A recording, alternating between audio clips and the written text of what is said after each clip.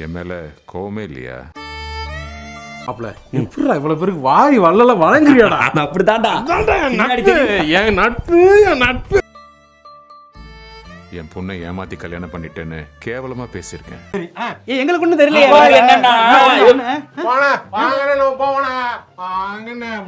எம்புட்டியும் செஞ்சவர் தானே.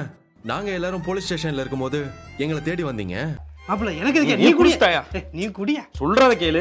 குடிஸ்தா என்ன நமக்குள்ள என்ன நீ இதெல்லாம் எங்களுக்காக வந்து நிக்கலனா கூட இப்படி ஒரு சூழ்நிலையில என்னால உங்களை தனியா விட்டுட்டு போக முடியாது. மாமா அப்படின்னு எல்லாம் சொல்லுவாங்க. எல்லாருடைய பிரச்சனையிலையும் பங்கெடுத்துக்குவாரு. அப்பேற்பட்ட ஒரு நல்ல மனிதர். அப்பாதான் எதுவுமே சொல்லக்கூடாதுன்னு சொல்லிட்டாருன்னு ரொம்ப ஸ்ட்ரிக்டா சொல்லிட்டாரு. அவ்வளவு நன்றியோட இருக்கு. மனுஷங்க அப்படி இருக்கீங்களா? ஏன்டா அப்படி இருக்கீங்க? ஏன்டா அப்படி இருக்கீங்க? ஏய் அந்த மாதிரி ஒரு வார்த்தையை அவகிட்ட பேசினேனே. என்னதான் கடுப்புல இருந்தாலும் நீ கேட்டது ரொம்ப ரொம்ப தப்பு தானே. என்கிட்டே வா வந்து சொல்லி கொடுக்குற மாதிரி சொல்லி கொடுத்து உன் கவுண்ட்டை முடிச்சுட்டு போறதுக்கு வந்து நிக்கிற நீ. இப்ப வரைக்கும் அந்த செகண்ட் வரைக்கும் நான் வருத்தப்பட்டுக்கிட்டு இருக்கேன். ஆனா அவளை பார்க்கணும்லாம் எனக்கு தோணவே இல்லை. டேய் இங்க பாரு, உனக்கு எனக்கு ஆகல.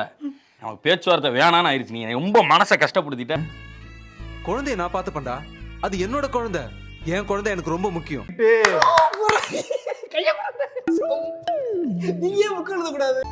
இம்புட்டு நாள் இதெல்லாம் உங்ககிட்ட சொல்லாம இருந்ததுக்கு என்ன மன்னிச்சிருங்க.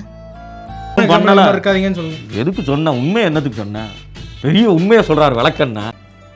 ஒரு தடவை அக்கா தற்கொலை பண்ணிக்க முயற்சி பண்ணாங்க. போடா போடா, கல் எடுத்து மண்டைய உடைச்சிடும்டா. போயிடுறா. இங்க வந்ததுக்கு அப்புறமாவது உண்மையை சொல்லிருக்கணும். ரெண்டுமே அவ பண்ணல. பண்ணிட்டு தான் சார் வந்து. நீ கவலைப்படாத, நான் இருக்கேன். நீங்க யார் முதல்ல? சார் நான் ஏத்த வீட்டுல இருக்கேன் சார். சார் உங்களுக்கு அதான் தேவையில்லை சார். இந்த விஷயம் நம்மளுக்கு தெரிஞ்சதுக்கு அப்புறமும் அந்த பிள்ளையை போய் நம்ம பார்க்காம இருக்குது தப்பு இல்லையா?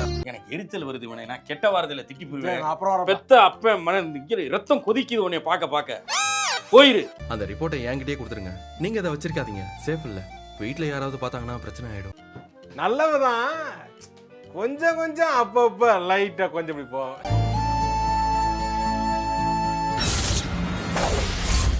மாட்டிட்டு போய் மாப்பிள்ள. ஏண்டா உடனே லூஸ் உளறி சமாளிச்சிட்டேன். கண்டுபிடிச்சாலும் உன்னை தான் நான் சொல்லுவேன். நான் சாரி மாப்பிள்ள சமாளி. என்ன பண்ணிட்டு இருக்க? சொல்லுடா, உன்னதான் கேக்குறேன். என்ன பண்ணிட்டு இருக்க? இவரு இந்த தடயவில் நிபுணர் ஒருத்தர் கையை பிடிச்சா வைப்ரேஷன்ல கண்டுபிடிச்சாரு.